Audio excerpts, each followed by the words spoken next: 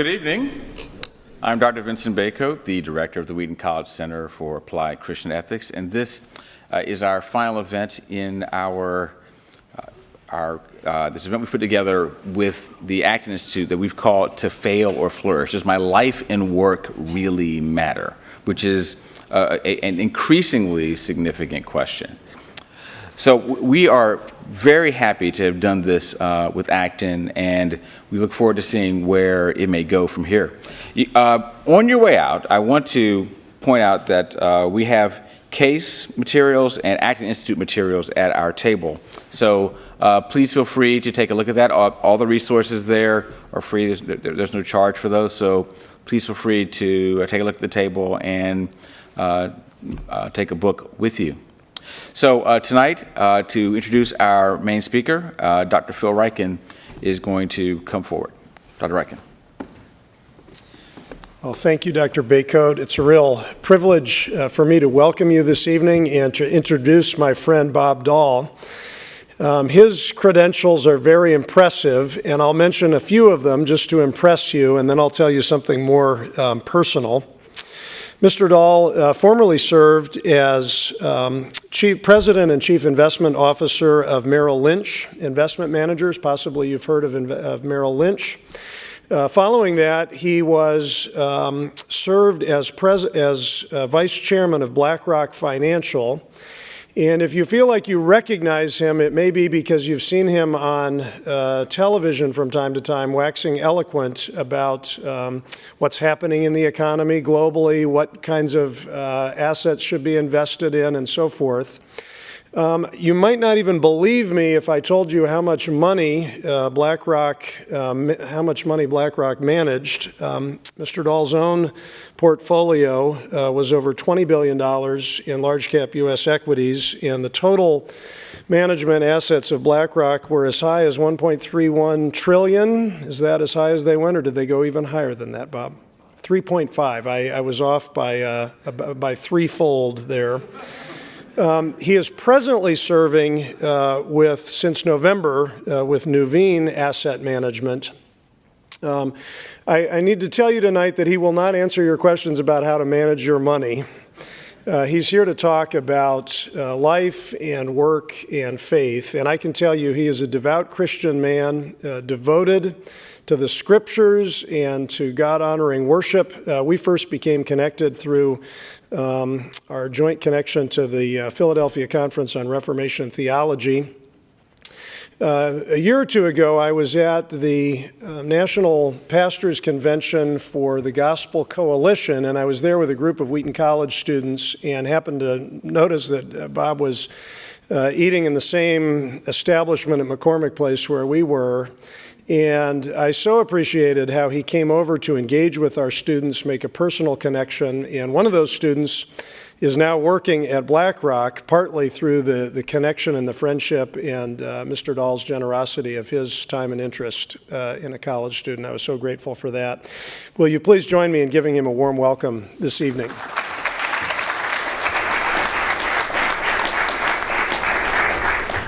Thanks, Dr. Ryken, and good evening, one and all. So this is not a lecture on how to buy low and sell high. Maybe we'll save that for the Q&A. I've been assigned the topic of failure, the surprising stepping stone to success. And when you think of failure, I think we've all been there in lots of different ways. Dan Wolgemuth, some of you may know that name. Dan is president of Youth for Christ. He's a good friend of mine. Graduate of this fine institution, child of God. He and his wife Mary were bicycling last summer in the Pacific Northwest, and Mary had a near fatal accident. Now, God knew this was going to happen. God permitted this to happen, and God loves Mary more than she possibly knows. How does that all fit together? Dan says the options we have when we fail or when bad news comes is to ignore it, to become paralyzed in it, to wallow in it, why did this happen to me? Or to use our experience to learn, to grow, to mature, to be transformed by God? What if the bad news and failures of life are gifts from God? 8 months ago, after 32 years in the investment management business, going 100 miles an hour, 24/7, I lost my job. I'll spare you the details, but it had something to do with sharing my faith. I wallowed for a while, and then God got a hold of me, and there's more to the story, and I'll share some of that as we go. How about Joseph, a famous and favorite Old Testament character? Patriarch left for dead by his brothers. They're in prison several times, passed over many times. What a failure was he. Each of us can relate to failure in different ways, and much of what I believe defines us as Christians is how we relate to one another when we have those moments. Failure and success. What is failure and what is success? In whose eyes and whose definition? And I think when you look at it that way, you get all kinds of different answers. I think in a worldly sense, if I can put it that, we've all experienced failure. Failed an exam, flunked a course perhaps, lost a ball game, cut from the team, lost a job. Failure can come because we blew it. Failure can come because we sin. Failure can come because somebody just got in the way. And in the meantime, it sometimes looks like a failure, but we know God's at work. His plans, as the good book says, are higher than ours. His ways are higher than our ways. Romans 8:28, he works for good to those who love him. God's perspective and his panorama are, of course, much wider than ours. And so what seems like a failure in the short run, or sometimes in the long run to the world, is often, for the Christian, God at work, molding, shaping, directing us. In Psalm 90, we read, 70 years are given to us. Some may even reach 80. But even the best of these years are filled with pain and trouble. Soon they disappear, and we are gone. Ooh, from the Psalms. How do you relate to that? In the corporate world, let me give you some examples where I traveled. Jamie Dimon returned to power to lead Bank One and eventually J.P. Morgan Chase. Jack Bogle created Vanguard. John Mack returned to power to lead Morgan Stanley. All three having been fired previously from leading financial institutions. And yet there are others, I'll leave their names out, who've not been able to regain their lost leadership despite comparable fame, comparable integrity, and comparable wealth. God wants to bless us. The scripture is very clear about that. Jeremiah 32, I will never stop doing good to them. I will rejoice in doing good to them.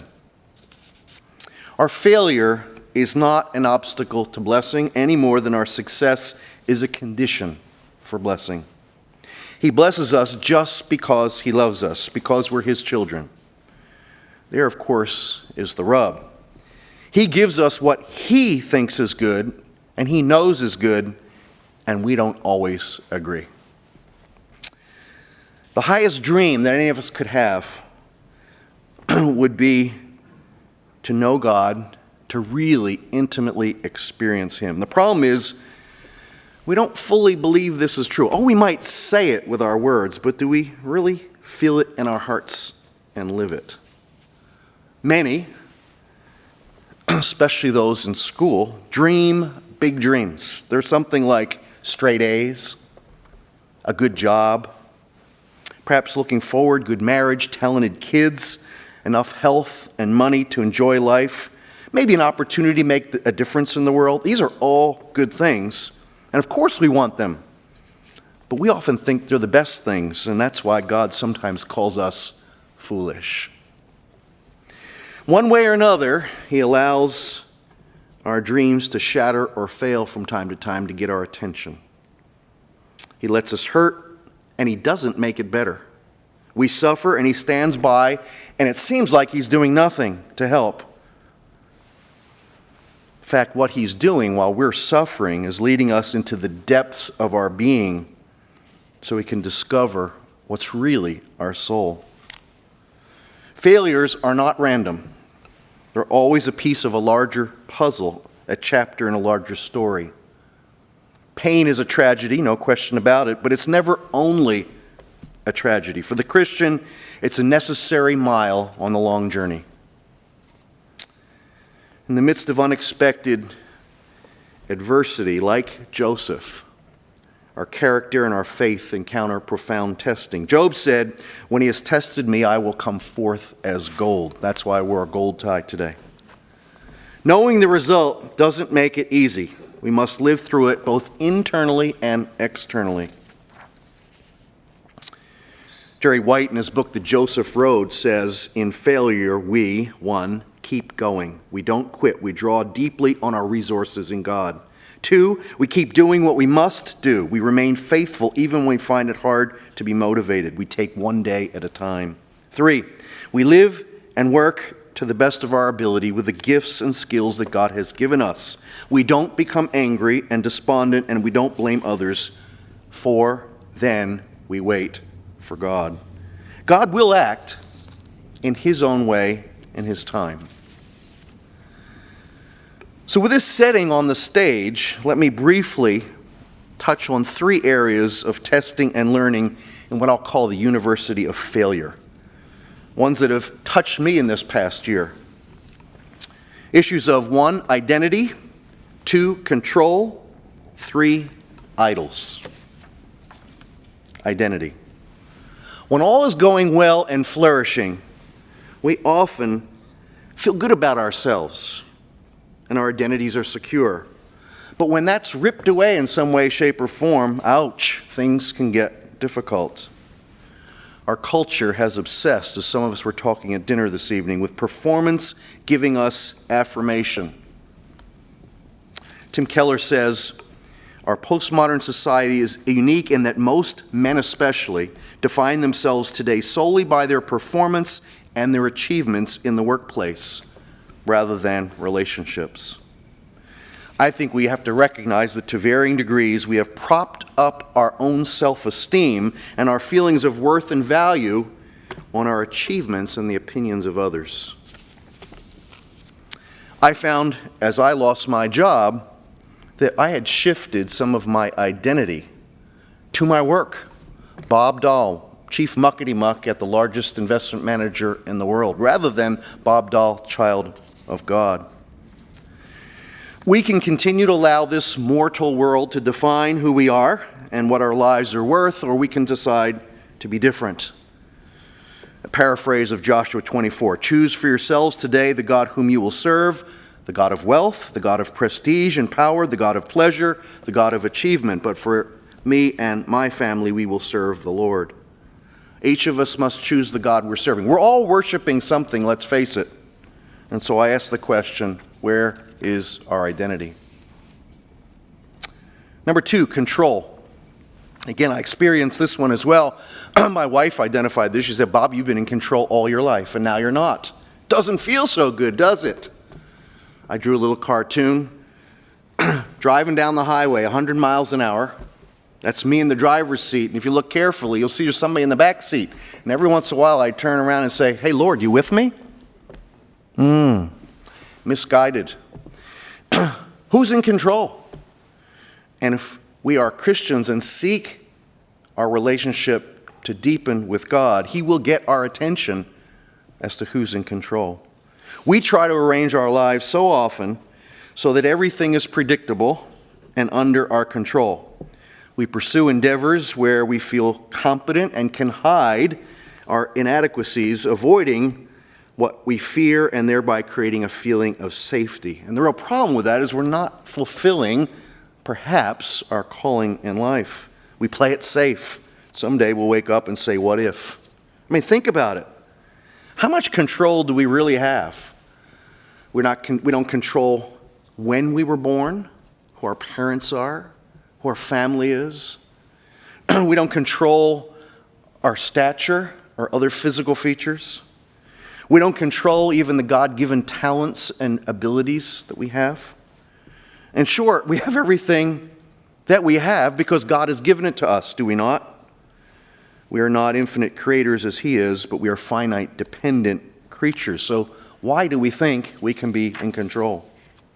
The search to discover God requires that we abandon ourselves, that we give up control of what matters most, and that we place our confidence in someone, capital S, we cannot manage or control. I think the idea of abandoning ourselves to God has been so often reduced to technique. We want to know, what can I do? How do I do this? Our desire sometimes is not to discover God, but to control Him, to make Him in our image, if you will. When we cry out to God, He rarely grants an experience that with our five senses that we can recognize Him showing up.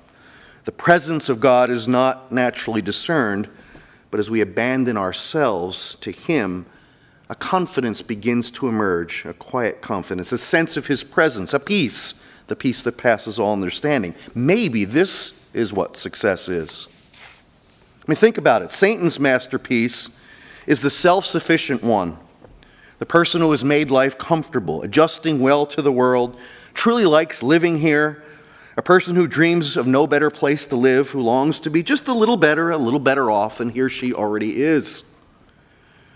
The Spirit's masterpiece, on the other hand, is the man or woman who prefers to live somewhere else, who finds no deep joy in the things of this life, who looks closely in the mirror and yearns to see something different, whose highest dreams is to be in the presence of the grace-filled Father. Identity, control. Number 3, idols. Marks of the potential to fail. Tim Keller, in his book, Counterfeit God, says the human heart is an idol factory. Ooh, that hit me between the eyes when I first read it. How do you react? Internal idol worship within the heart is universal. And it's not just the bad things. Sometimes the very best things become our idols. The desire to serve. Family can become an idol. The workplace, obviously, for many, becomes an idol. Our hearts deify these things as the center of our lives because we think they can give us significance and security, safety, and fulfillment if and as we attain and retain them. But counterfeit gods always disappoint, and often destructively. The greater the good, often the more likely we are to expect that we can satisfy our deepest needs and hopes, and we can be mesmerized by these false gods. Counterfeit God is something so central and essential to our lives that if we lose it, our lives are hardly worth living. And I found as I lost my job in moments of despondency, why did losing my job hit me so hard? Answer, because in part, the identity transfer, the control issue, and this third issue, it become a bit of an idol. A good job, success in the job, identification, a platform even for ministry. An idol is what you look at and say in your heart of hearts, if I have that, then I'll feel my life has meaning. How many of us, students and adults, look at things, look at achievements, look at potential, and say, if I could only do that, I will be significant, even to other people as we seek to serve, but that becomes a false idol. Of course, the only way to free ourselves from the destructive influence of these constructive gods is to turn back to the true one. More than other idols, personal success and achievement lead to a sense that we ourselves are God. Is that not true? The sins of idolatry, the sin of pride. I believe successful people, as I've observed through the years, are often shocked and overwhelmed by troubles because many of them not had too many troubles along the way. Sometimes we hear the saying, it's not the cards you've been dealt, but how you play the cards. And I know in my life, in my career, I've been dealt a lot of high cards. And as a result, how are we playing those cards? Who's sitting on the throne of our lives? The idol of success cannot be just expelled, it must be replaced, as I mentioned a second ago. The human's heart has a desire for a particular valuable object that may be conquered. It needs to have some object to conquer. And as a result, we can't know all the reasons that our Father allows failure to happen to us. But just like Jesus, we can trust him in those difficult times. And as we look at him and rejoice in what he did for us, we'll have the joy and the hope necessary, and I would argue the freedom from the counterfeit gods to follow the call of God when times seem their darkest and most difficult. So having surveyed briefly the subjects of identity, control, and idols as it relates to failure, let me offer a few perspectives and then a few words of conclusion, then we'll be on with our panel. Not my words, Isaiah. For my thoughts are not your thoughts, nor are your ways my ways, declares the Lord. For as the heavens are higher than the earth, so are my ways higher than yours, and my thoughts higher than your thoughts. In 2 Peter, we read that 1,000 years are like a day to God. We get so focused on the task at hand, the days ahead, the years ahead, and we lose the fact that God's horizon is eternal. He cares about our eternal well-being, and we often don't see that, and that leads to incongruous actions and incongruous thoughts at times. Sometimes we only learn the most sacred of lessons, the most sacred of truths when we walk through the individual storms in life. We all will have them. If you're here and haven't had any failures, just you wait. If you live a little bit longer, you'll get there. And we demand instantaneous solutions, don't we? God, where are you? I remember 6 or 8 weeks into my lack of employment and wondering, why is God doing this? What message is he saying? The admonishment of my wife. She said, would you get your BlackBerry out and look at the hundreds, and she was not exaggerating, of emails you have received from your Christian brothers and sisters here locally and literally all over the world. That's what God is saying as he speaks through other people. Though we may not know what God's up to at moments of difficulty and failure, we can be certain there's a purpose in the painful circumstances whenever and however they occur. The question remains, how is he attempting to use failure in our lives? What is he trying to teach me?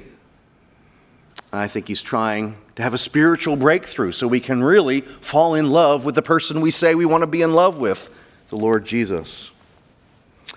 God's words in Jeremiah, "For my people have committed 2 evils. They have forsaken me, the fountain of living waters, to make for themselves cisterns, broken cisterns that can hold no water." The Bible speaks consistently of thirst for every human being. Whoever is thirsty, let him come. Whoever wishes, let him take the free gift of the water of life. Revelation 22. I think God is asking us in our failures, and maybe in our successes more so, to strive to be like Christ in all our thoughts, all our words, all our deeds. To be transformed in our character and our minds, Romans 12:2. In my view, we are either being conformed to this world or we're being transformed by our minds through the Spirit. There's no in between. And if we do not choose to be transformed with the aid of the Holy Spirit, we will be conformed to the image of this world. To grow in wisdom, it's not the quantity of what we know, it's the quality of what we know, as I think you would all agree, as trite as that all sounds. I think we also need to understand the value of love, compassion, and quality relationships. C.S. Lewis, in his book, The Question of God, says, "Sacrifice almost everything you have to live where you can be near your friends." Back to some of the things Steve talked about this afternoon. In the book Season of Life, Jeffrey Marks cited a study that revealed a sad fact that most men, women are a little better at this, most men over the age of 35 have no authentic friends. Ouch. when I lost my job, I formed a personal board of 5 men in my life, know me, love Jesus, and I said, guys, would you be part of a little personal board that will cease to function when I land wherever God's going to have me land? And they all said yes, and what a blessing they were, holding me accountable, asking me the tough questions, making sure that I was living what I said I was wanting to live, etc., etc. Leaning on the body of Christ, especially in times of failure, is absolutely key. I think our greatest fear should not be failure, but the fear of actually investing in a life, something that does not really matter. We live in a culture that measures greatness by the ways you know, what we've amassed, how celebrity status looks like, etc., etc. And what God has identified, of course, is the true value. To repeat, is character. Proverbs 22, a good name is more desirable than great wealth. The gaining of wisdom, more valuable than silver and gold, Proverbs 3. And the quality of our relationships, 1 John 4. And of course, above all that, Paul says in Philippians, I consider everything worthless in comparison to the unsurpassing value of knowing Christ Jesus my Lord, for whom I've suffered the loss of all things and consider it rubbish, so that I might gain this relationship with Christ. Success out of failure, found only when we're willing to acknowledge our weaknesses, our deficiencies. Paul said it the best way, when I am weak, then I am strong. Or when I fail, then God may provide success.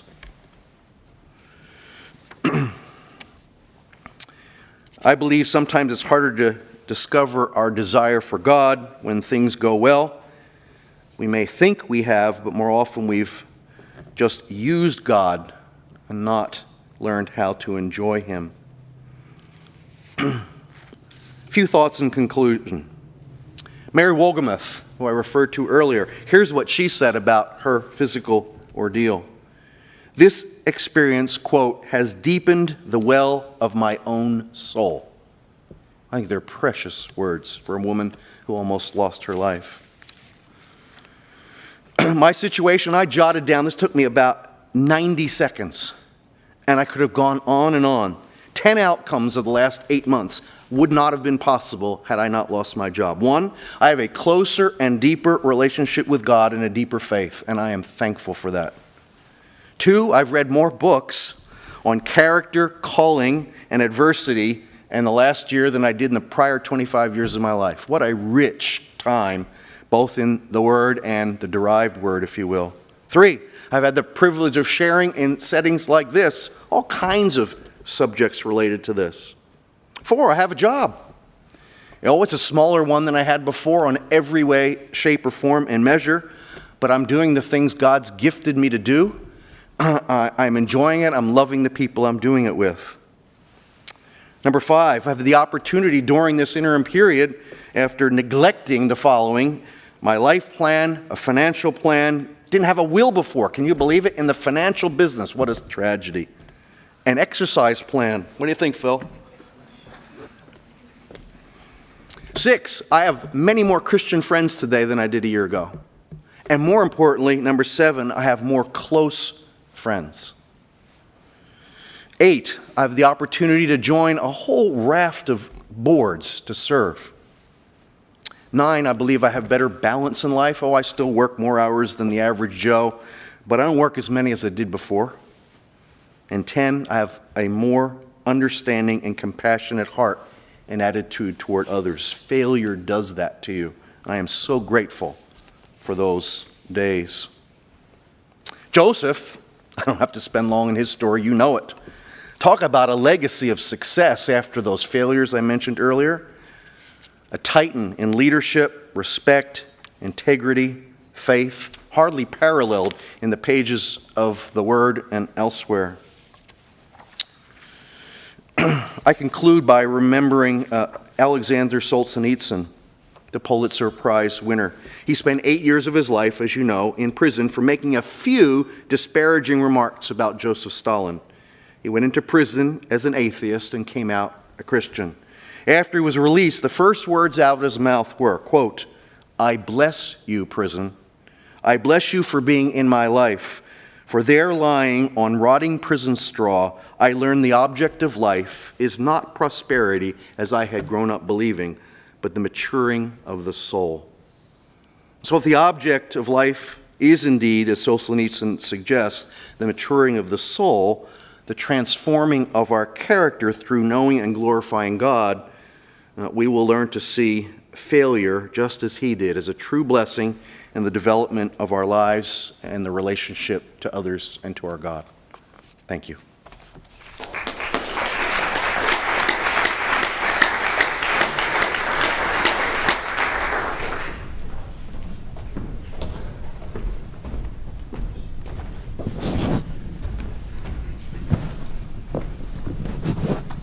Thank you for that, Bob. I want to introduce to you briefly our other panelists. We're going to start a conversation that we're going to bring you into. So you might be thinking already, what questions would you like to ask, or perhaps even comments would you like to make? It's about 7:35 now.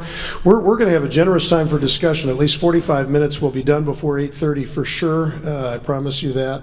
I want to just introduce the men who are up here with me. You'd be hard-pressed to find a group of men who have done more thinking about vocation, calling, faith, work, how these things intersect. So it's a rich blessing to have you with us tonight. To my immediate right is Stephen Garber, and some of you perhaps heard him speak this afternoon. He is director of the Washington Institute, and his calling in life is to help people think about calling, faith, vocation, life, how these things intersect and relate. Many of you may be familiar with his 2007 book, The Fabric of Faithfulness, which is in its second edition now, weaving together belief and behavior. And we're glad to have you with us today. And farther right is Steve Graybill, who holds a doctorate from Calvin Theological Seminary. He's director of programs and international for the Acton Institute. And among his writing projects, he is the general editor of the NIV Stewardship Study Bible, which has to do with a lot more than just how you spend your money. It's how you spend your life and how that's reflected in the scriptures.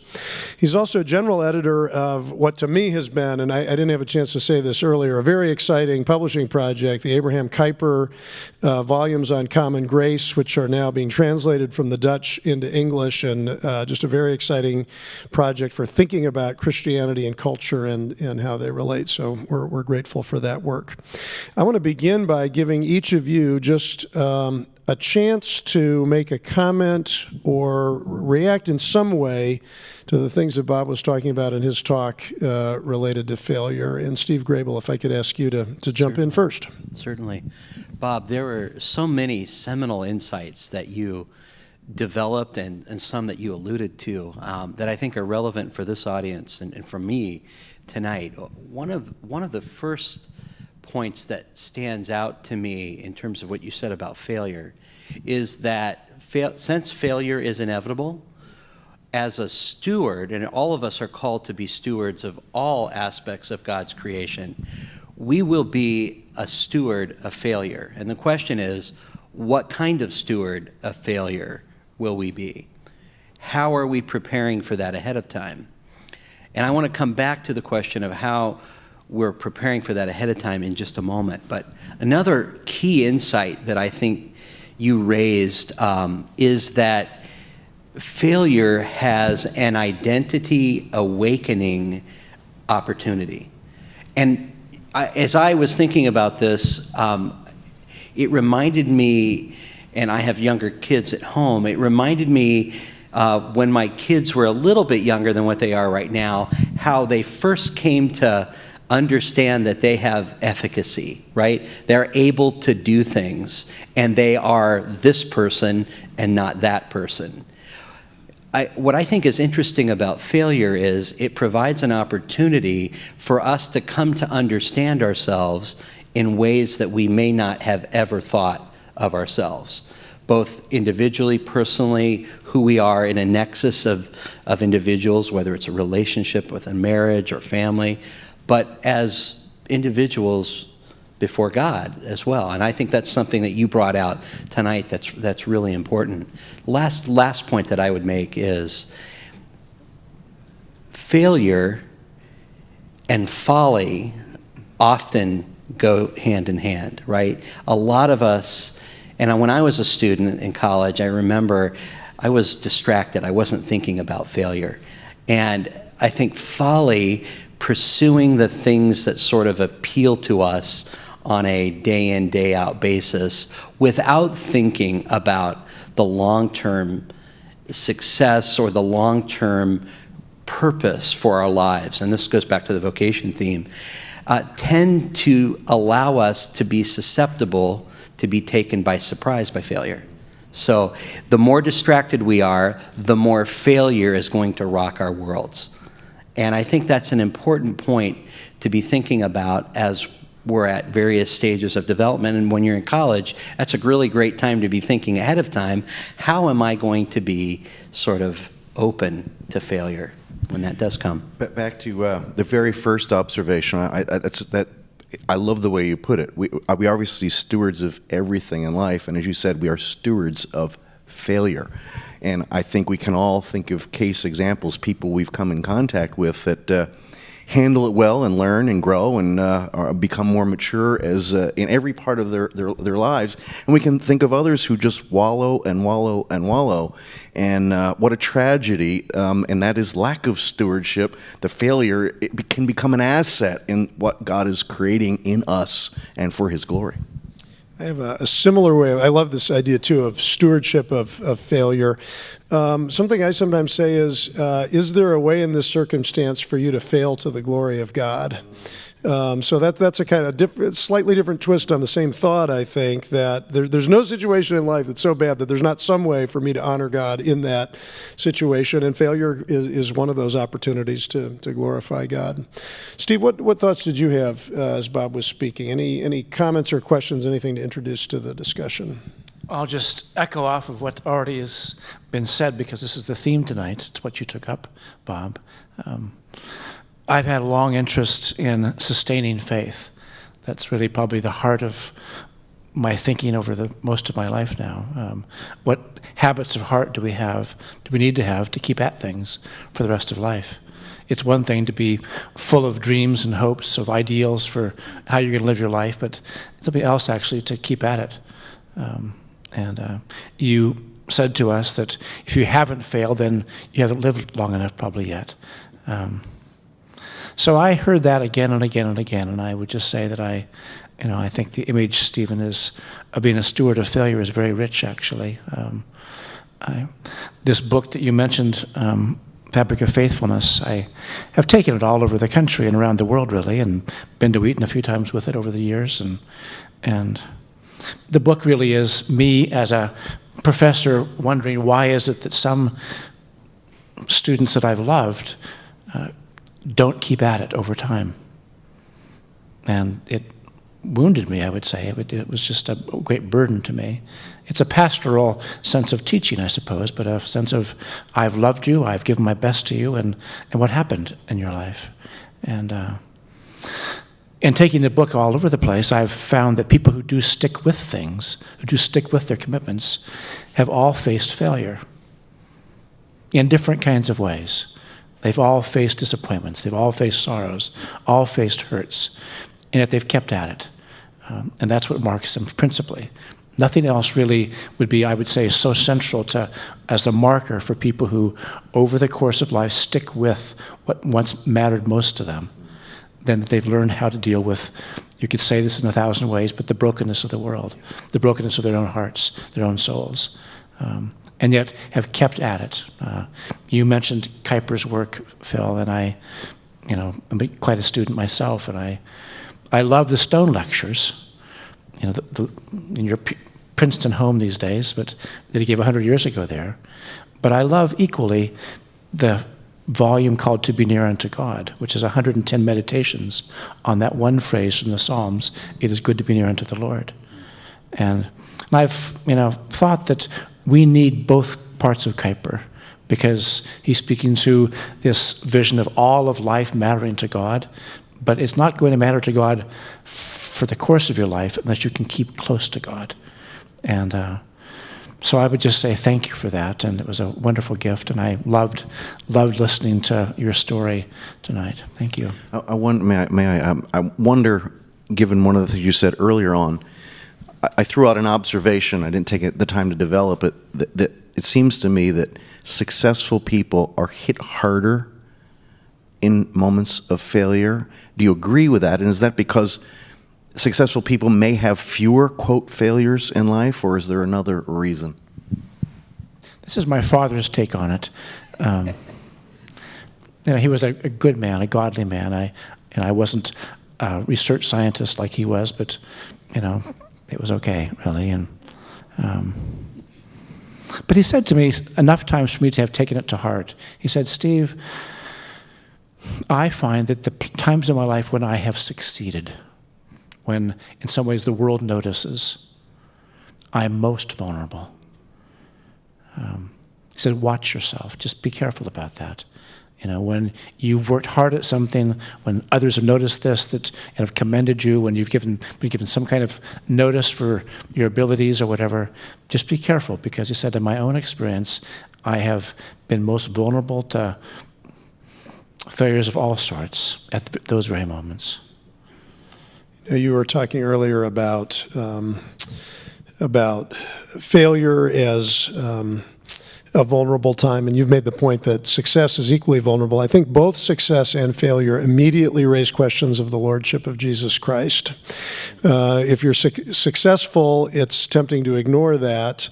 If you're a failure, it's tempting to doubt that. And so they both the success and failure. And you were talking earlier about what enables people to persevere over time. It's how they handle success. It's how they handle failure. That's a big part of that. One of the things I loved about your talk, Bob, was it was the comments your wife made to you, which she's now my heroine. She obviously, you gave us just enough of a glimpse to see, she's a tell it like it is, tell you what you need to hear person. It's very significant to have those voices speaking into your life. One thing I was wondering about, you became unemployed from BlackRock. I don't know the best way to say it. How long ago was that? That was last May. Yeah, that happened last May. And I was wondering as you were talking whether this was a talk that you could have given 12 months ago, but also, and I assume the answer is no, but is it also a talk that you could have given 3 months ago before starting again at Nuveen? And one of my reasons for asking that is we have a kind of narrative in the Christian community which is the failure, but I've overcome the failure and I'm a success again. But actually the tenor of your talk was the things that the failure itself, not just overcoming the failure, but the failure itself taught you. So that was I don't know if that's even a question to answer, but it was something I was thinking about as you were speaking. Yeah, so a few comments. For starters, you're absolutely right. I could not have given this talk a year ago. I could have given it academically, but experientially, I would have had little bits and pieces. I think the question of 3 months ago before being reemployed, I think I could have. I think you're right in the observation you made post that.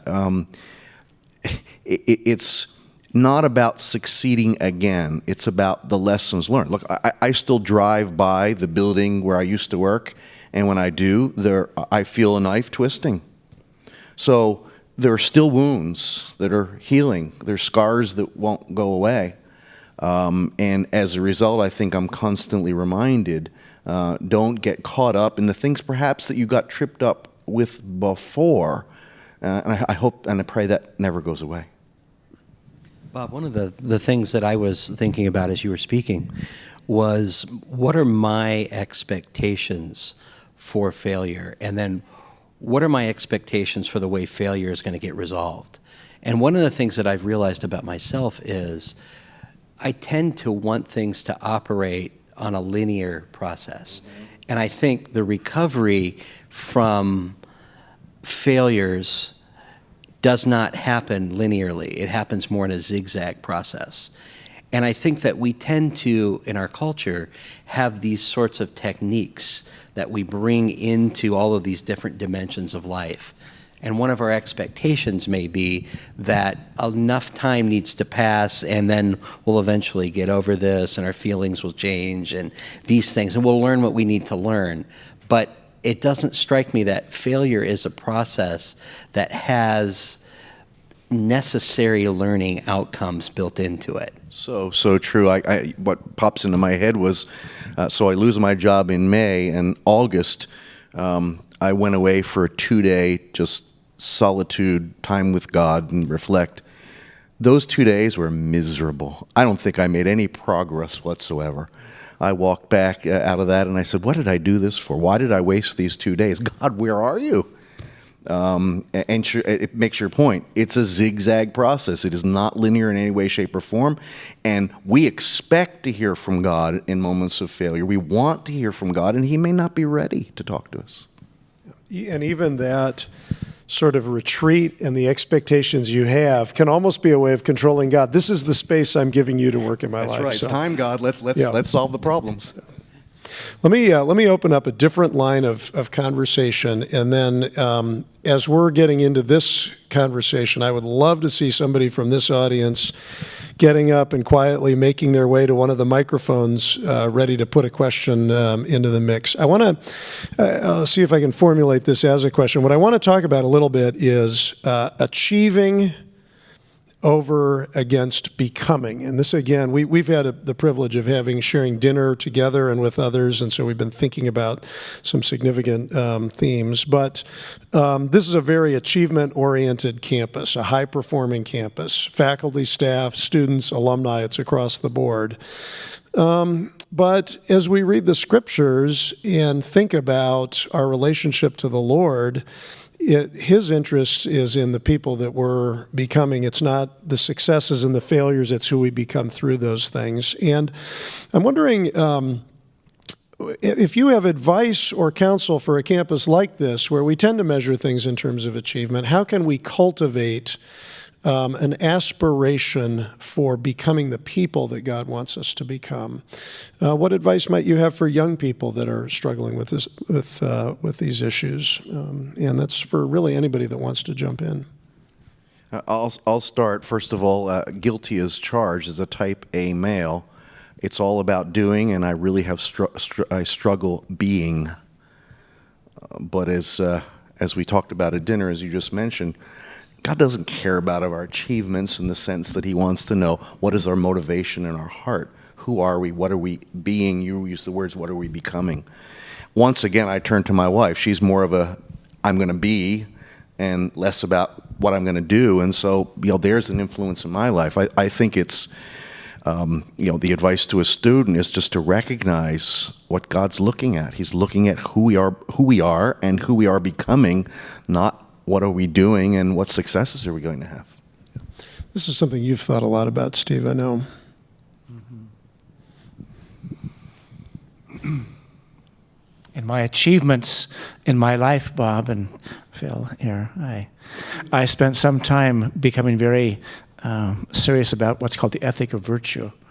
It's a particular academic stream of thinking, and I was very interested in it all and had read quite a bit of it at a certain point and was determined to see what one of my mentors, one of my best teachers, thought about my thinking. Did he approve? Did he have any suggestions? His name was J.I. Packer. Maybe you know that name. And so I sought him out one day and I said, Dr. Packer, here's my thinking. What do you think? And I had particularly wanted to set before him the Beatitudes, which I thought were really the virtues of the kingdom, is how I saw them. And it was residing within this larger, longer, deeper, in some ways, interest of human beings, but Jesus had given expression to these in the Beatitudes.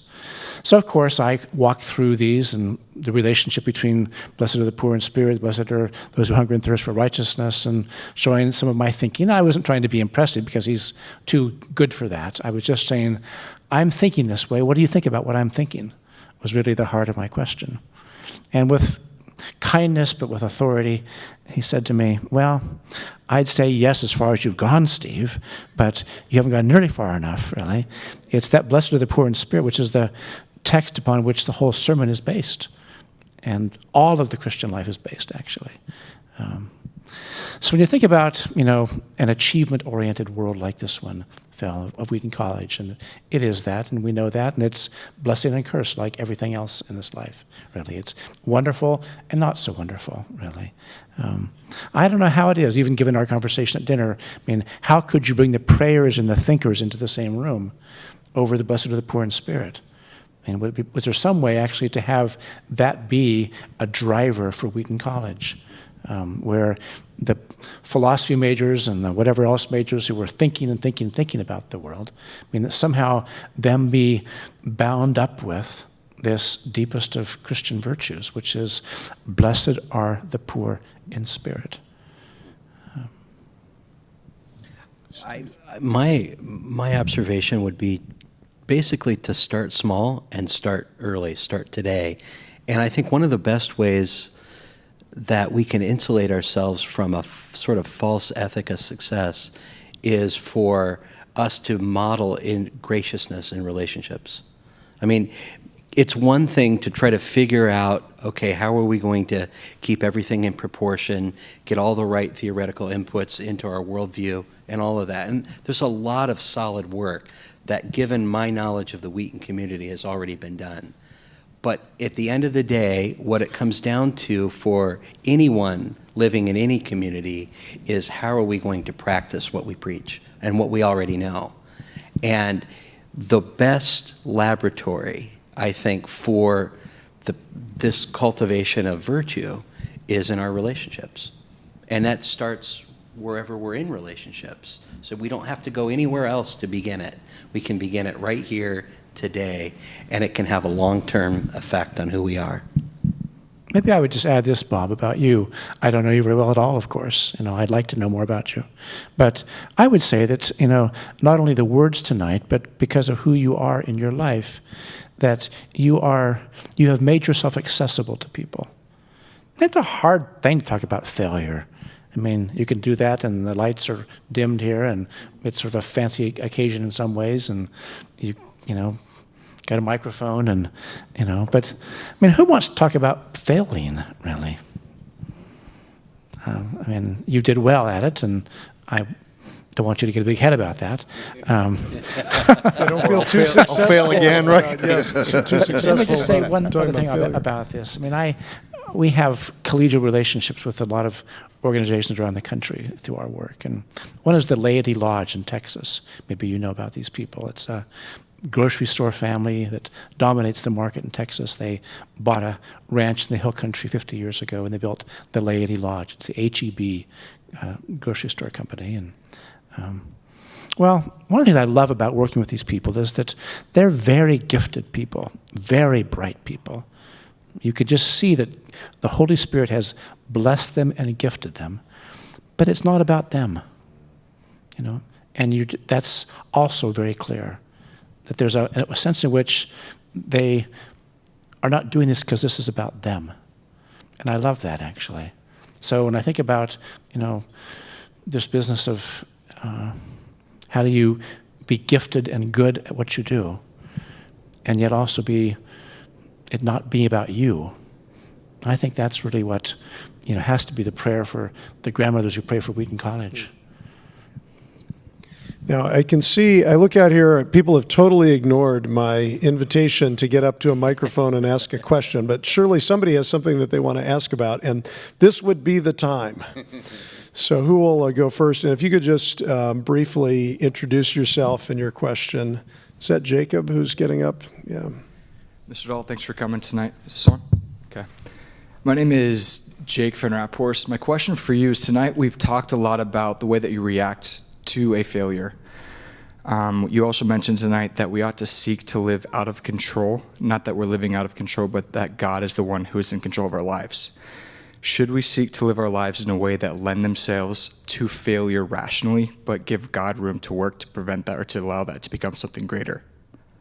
Could you repeat the last part? I lost you. Sorry. Should we live our lives in a way that lend themselves to failure rationally, but give God room to be able to redeem those foolish acts, if you will? So when you say that lend themselves to failure, so is risk-taking a kind of category that's similar to what you're talking about? Essentially, I think what it comes down to is risk versus gamble. Yeah, okay. Yeah, do you want to start in on Yeah, that? I mean, in the financial business, you know about the difference between a risk and a gamble, for sure. Sometimes the line is not so simple. You think you're taking a risk and you're really gambling, or vice versa at times. But look, we can't live our lives hidden under a rock and under the covers. I can remember when I lost my job, as a quick aside, there were days I couldn't sleep and the alarm would go off and I didn't want to get out of bed. I wanted to throw the covers up over, talk about hiding. But I think that we cannot live our lives avoiding risk so we don't fail. I think we just use the gifts that God has given us, including our minds, to take appropriate risks relative to whatever sphere of life we're talking about, and He will guide and direct. And if we fail, we shouldn't set ourselves up to fail or be in the way of failure. God will make sure that happens if He needs to get our attention. I really believe that. So there's a start. Guys, you want to? Yeah, and let me just add to the question. Can we give any criteria at all for what's an appropriate risk as over against a foolhardy gamble? What would be some of the hallmarks of the one as over against the other? I mean, I often tell students, don't be afraid to fail. Take risks. Do something that you might fail at, and if you fail, you can fail to the glory of God. But there's also a place that would be a foolhardy, venturing things that shouldn't be ventured. Can we give any criteria for that? That's a tough question. I think in my own life, one of the ways that I know, and I've come to know this a little bit more as I've come to know myself more, when I take foolhardy risks are when I'm sort of full of my own purpose, right? When I'm thinking about how something would advance the kingdom, or I'm looking for the bigger, broader motivation, being connected to God's purpose and my purpose as that's connected to God's purpose. It changes the way you look at it. So I'm not sure that the criteria is super precise, but I think motivation really plays an important part in helping us to individually discern between the foolhardy risk and the responsible risk. It's an interesting conversation for us as a campus because we've just had Ken and Andrew White here, the vicar of Baghdad, and he exhorted our campus not to take care, but to take risks. And he probably takes some risks that are more intense than what some people would take. So, and there's a place in this, I think, for an individual's personal calling. I think one additional factor I would bring into the discussion is there may be risks that we can happily take for ourselves, but we need to think about the impact that the risk we take will have on others. And so there's an element of charity thinking about the impact that things may have on others that should be part of the discussion. Do you have anything you want to add on risks or gambles? I see somebody close enough to a microphone to ask a question. I would just say this, that I think that sometimes, as you said, Bob, so insightfully, it's hard to know the difference sometimes. It's not easy. There isn't a clear line. And I think that sometimes we can do our best at taking responsible risks and be attentive to the problem of foolhardiness, and we can still fail. It still could not work out. Yes, another question. Yeah. I have a question not related to failure, but hopefully you'll entertain it. In Dorothy Sayers' essay, Why Work?, she talks about maintaining the integrity of our work and the sort of value of the craft. And I'm wondering, to what extent do you think, as consumers, and in America, sort of super consumers, we have a responsibility to use our consumption for values apart just from sort of the brass tacks of markets? I don't know, thinking of the business fads of mutual funds that only invest in certain types of companies that have explicit values, or Tom's shoes that gives a certain number of shoes away. All of these that have a sort of value-laden aspect of their work. To what extent do you think as Christians that's something that we should think deeply about? Are there cautions you would have or endorsement of that? I'm curious, given the way that is a big part of every American's life, the way that they consume. Lots of subjects in that question. Let me make a couple observations, and then my colleagues can jump in as well. Look, Dorothy Sayers was ahead of her time and did a lot of good work on these subjects, and I think provided a lot of enlightenment and brought back some of the Reformation principles to get us back on track after a long period. And I think that as a result, to your question, we need in what it is God has given us, you mentioned material resources, so I'll go there, to make sure that we are being proper stewards of them in the way that would honor God. And yes, conspicuous consumption can be a problem. You touched on that subject, and where does one draw the line? And I think one's line can be different from the next person's line. There's no one suit that fits all in this particular instance. It's how we're using our consumption. I think you used that phrase, and I would agree with that. On the last subject that you touched on, I think the same thing. And people often ask me, as a Christian, do you buy companies that do things that are anti-Christian? And the answer is, if I have a client who's holding me responsible to beat a benchmark, and in that benchmark are those kinds of companies, I have no choice but, if I think they're good investments, to buy those companies. Different from what I might do personally.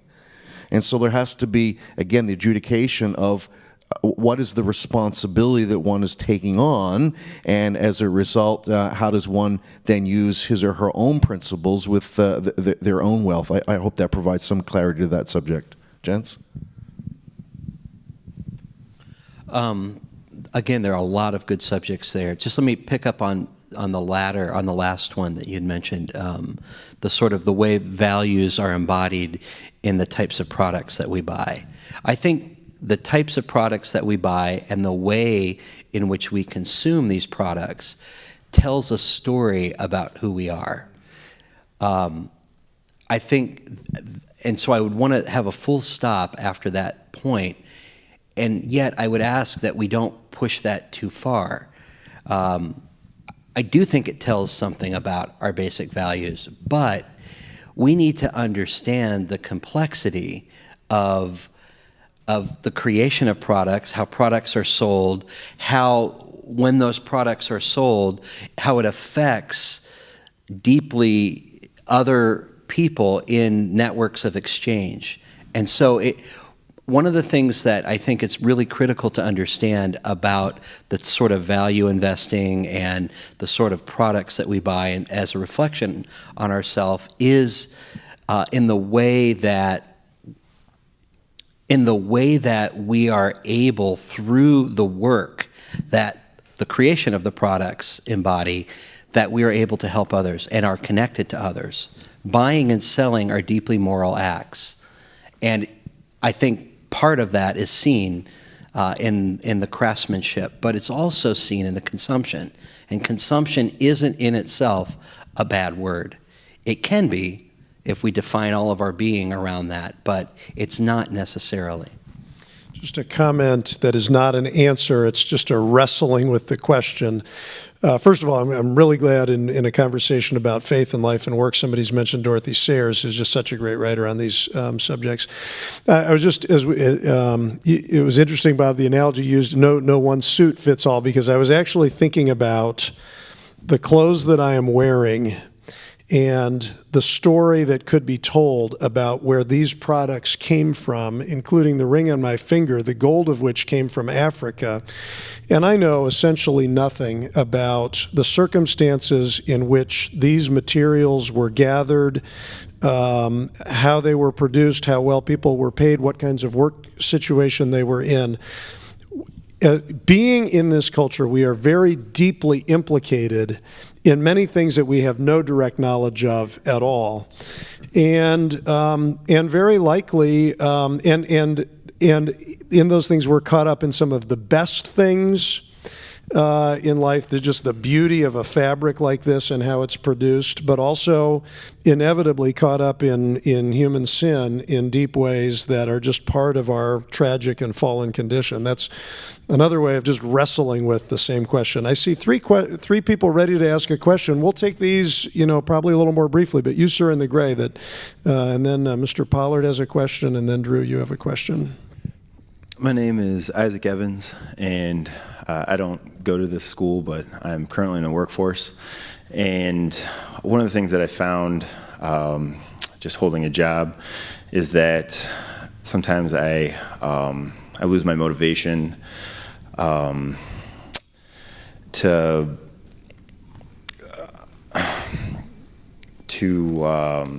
with my relationship with God, sometimes to have that number one in my life, and I get distracted a lot with all the things, all of my responsibilities in the workforce and at home.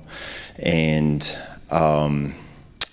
you had mentioned while you were talking that you were going like 100 miles an hour, and in your previous position,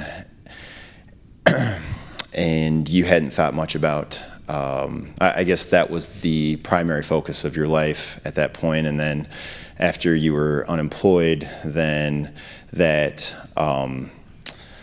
led you to reconnect with God. And now that you have a new job, my question is, do you have any advice to give to expand on what you're doing now to try to keep your relationship with God number one in your life? Are there any checks and balances that you have now? And do you have any more practical advice for that? First of all, welcome to the real world. I think we all go through those periods, and I would never say God, even when I was going 100 miles an hour, was far from my life, but I probably was too compartmentalized in what I was doing. I guess the biggest change today versus then, if you will, that hopefully keeps me centered, I have more accountability. I've asked guys to speak into my life more than I did before, because I know my proclivity is to work another 100-hour week.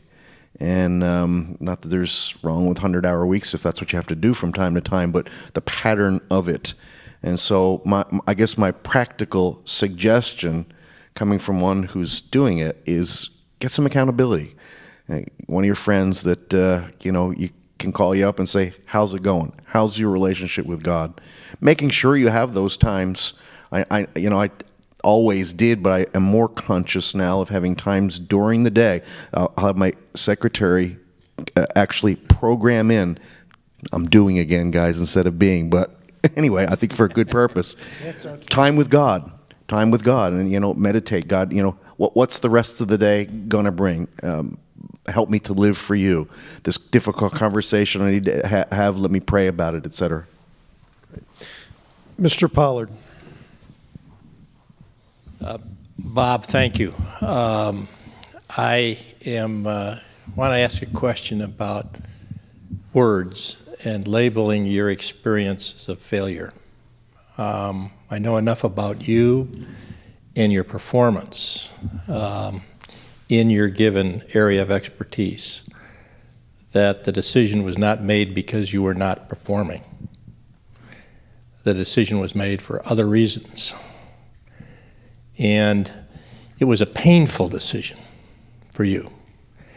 And I'm raising the question of the use of pain as evidence of life. I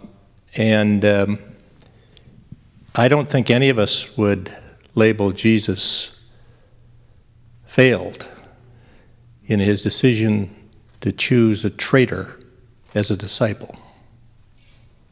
Now, I don't understand all the reasons for that, but he didn't fail. But he certainly suffered pain when it happened. The humanity of Jesus suffered pain. The humanity of Jesus suffered pain when he went to visit a close friend that had already died. He wept. And he certainly felt pain on the cross. And it's a story of a missionary doctor who was working in a far-off land with lepers. And every month, he would dip his body in very, very hot water so he could feel pain at every extremity of his body. It was the only way he could know whether he had contracted that dreaded disease or not. So isn't the painful dimensions of life part of life? Isn't it a reality of life? That's the question. You know I'm going to say yes, Bill, and I certainly agree it is. It is out of, I'll use the words interchangeably, probably it's not fair, but out of pain and failure does come the opportunity for growth and closeness to God, as I tried to give testimony to. So I would agree. I did in the very beginning, if you'll recall, talk about success, failure. Whose words are these, and from whose perspective? I again had to pick my points with just 25 minutes to speak. What am I going to develop? And then I chose just to leave that hang out there. But you raised the right question. Failure in someone's eyes is success in someone else's, and I would agree that failure. I'll take my personal example. Failure in the sense of I lost my job, and the world says Bob failed. I would say, I gave that quick list of 10 items that I think make that failure, at least part of it, a success, with the scars and the wounds still there, as it were. Drew? Hi. Do you think there's a way we can glorify God by being sad about some of these things?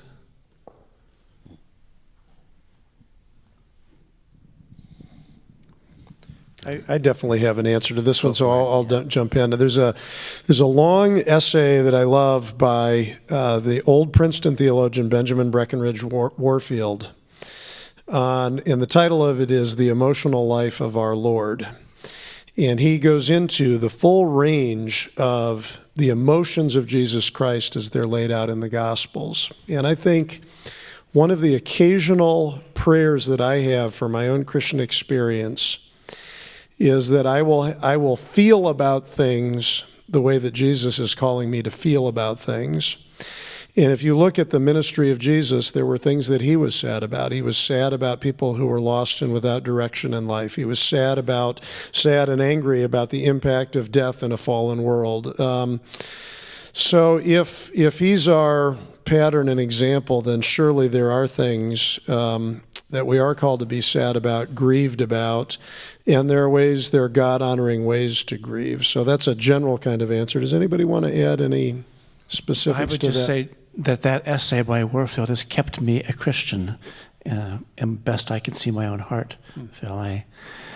I think that if we don't understand what Jesus is doing in John chapter 11, then... Which remind us what John chapter 11 is. It is the story of the death of Lazarus.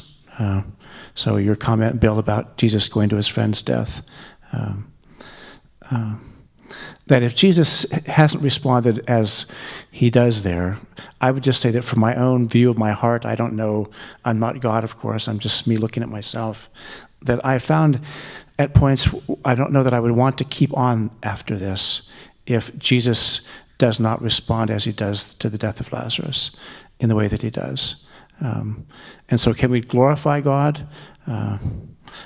This is a different way at speaking about this, but I was in an airport a few years ago and I was talking to a guy who was making music we were all listening to around the country, and he was doing a new album, and in the language I used this afternoon, he was trying to sing songs shaped by the truest truths of the universe, but in language the whole world can understand. And he asked me the question, can I be angry and yet not sin, not blaspheme? He was trying to raise this question out of, I'd had him read Warfield's essay, actually, and some other things that were like this. And that song actually became the most downloaded song on iTunes the next year for about 6 months or so.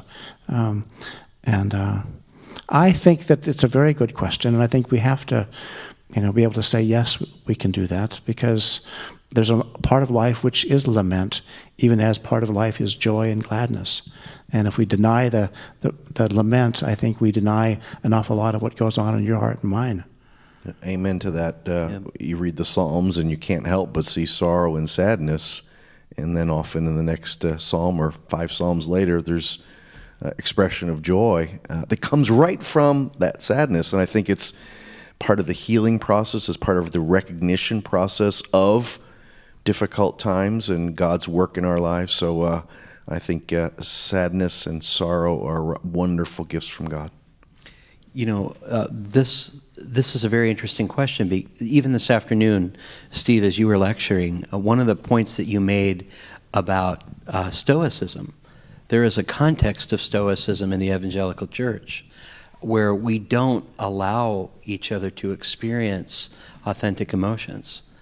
And it's difficult to actually be open and transparent about how we're feeling in community. And so the question of, can sadness bring glory and honor to God, is definitely yes. And we need communities that allow us to experience the full range of emotions, because they are human. And also, to complicate things, what those emotions look like can vary by culture, by temperament, by experience. And so even it takes grace for us to respond to one another with the range of emotions and how we express those emotions. And just a word of commendation for you, Bob, which I think is a great life lesson, because particularly for students that are here tonight, you see it so often that somebody is in a life situation that may not be totally, certainly, or even largely directly related to things that they've done or to a moral failing. And it's easy then to get caught up in your circumstances and even to be embittered by what has happened and have a sense of self-righteousness about it, when actually the really significant thing is that in His sovereignty, God has allowed this to happen, and there may be a dimension of, certainly of teaching and instruction, there may be even a dimension of chastening in fatherly love that the Lord is bringing into the situation. And if you don't humble yourself under that and look for God's work through that, you miss entirely what's really happening. And I think we heard a testimony tonight of somebody that was open to how God was going to use that, and you could see the fruit of it in the remarks that were made. Thank you so much for being here. Thanks to Vince Baycoat, to Joy for organizing things for CACE, to our panelists, to all of you for being here. But will you join me in thanking our panelists particularly tonight?